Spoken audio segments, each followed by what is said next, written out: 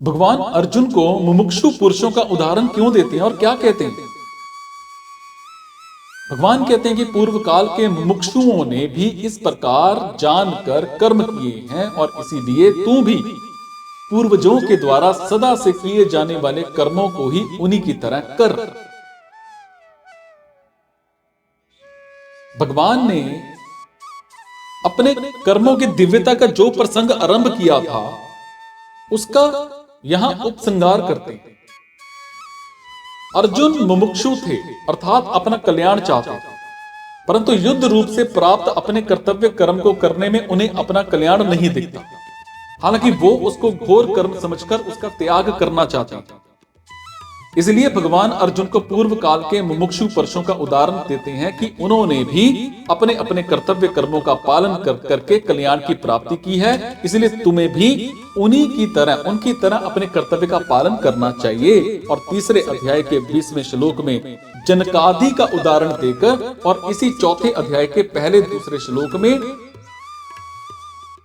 क्या करते हैं?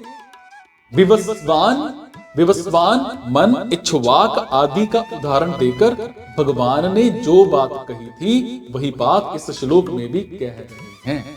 शास्त्रों में ऐसी प्रसिद्धि है कि मुमुक्षु जागृत होने पर कर्मों का स्वरूप से त्याग कर देना चाहिए, क्योंकि मुमुक्षु के बाद मनुष्य कर्म का अधिकारी नहीं रहता, हालांकि ज्ञान का अधिकारी हो जाता है। परंतु यहां भगवान कहते हैं कि मुमुक्षुओं ने भी कर्मयोग का तत्व जानकर कर्म किए हैं। इसीलिए मुमुक्षु जागृत होने पर भी अपने कर्तव्य कर्मों का त्याग नहीं करना चाहिए, हालांकि निष्काम भाव पूर्वक कर्तव्य कर्म करते रहना चाहिए। कर्मयोग का तत्व है कर्म करते हुए योग में स्थित रहना और योग में स्थित रहते हुए कर्म करना। और कर्म संसार के लिए और योग अपने लिए होता है। कर्मों को करना और ना करना दोनों अवस्थाएं हैं। सो प्रवृत्ति मतलब कर्म करना और निवृत्ति मतलब कर्म ना करना, दोनों ही प्रवृत्ति कर्म करना है। प्रवृत्ति और निवृत्ति दोनों में ऊंचा उठ जाना योग है, जो पूर्ण निवृत्ति है। पूर्ण निवृत्ति कोई अवस्था नहीं है। 14वें श्लोक में भगवान ने कहा कि कर्म योग में कर्म फल में मेरी स्पृहा नहीं है, इसलिए मुझे कर्म नहीं बांधते। जो मनुष्य कर्म करने की इस विद्या कर्म योग को जानकर फल इच्छा का त्याग करके कर्म करता है वो भी कर्मों से नहीं बनता, कारण कि फल इच्छा से ही मनुष्य बनता है। अगर मनुष्य अपने सुख भोग के लिए अथवा धन मान बढ़ाई स्वर्ग आदि की प्राप्ति के लिए कर्म करता है तो वो कर्म उसे बांध देते हैं। परंतु अगर उसका लक्ष्य उत्पत्ति विनाशशील संसार नहीं है, हालांकि वो संसार से संबंध विच्छेद करने के लिए निस्वार्थ सेवा भाव से बिल्कुल दूसरों के हित के लिए कर्म करता है तो वो कर्म उसे बांधते नहीं, कारण कि दूसरों के लिए कर्म करने से कर्मों का प्रवाह संसार की तरफ हो जाता है, जिससे कर्मों का संबंध मिट जाता है और फलिच्छा ना रहने से नया संबंध पैदा नहीं होता।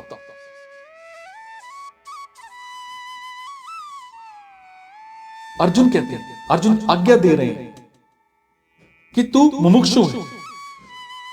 भगवान अर्जुन को आज्ञा दे रहे हैं कि तू मुमुक्षु है। इसीलिए जैसे पहले अन्य मुमुक्षुओं ने लोक हित के लिए कर्म किए हैं, ऐसे ही तू भी संसार के हित के लिए कर्म कर। शरीर इंद्रियां मन आदि कर्म की सारी सामग्री अपने से भिन्न और संसार से अभिन्न है। वो संसार की हैं और संसार की सेवा के लिए ही मिली हैं। इसे अपनी मानकर अपने लिए कर्म करने से कर्मों का संबंध अपने साथ हो जाता है।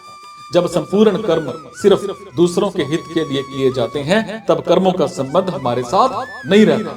कर्मों से सर्वथा संबंध विच्छेद होने पर योग अर्थात परमात्मा के साथ हमारे नित्य सिद्ध संबंध का अनुभव हो जाता है, जो कि पहले से ही है।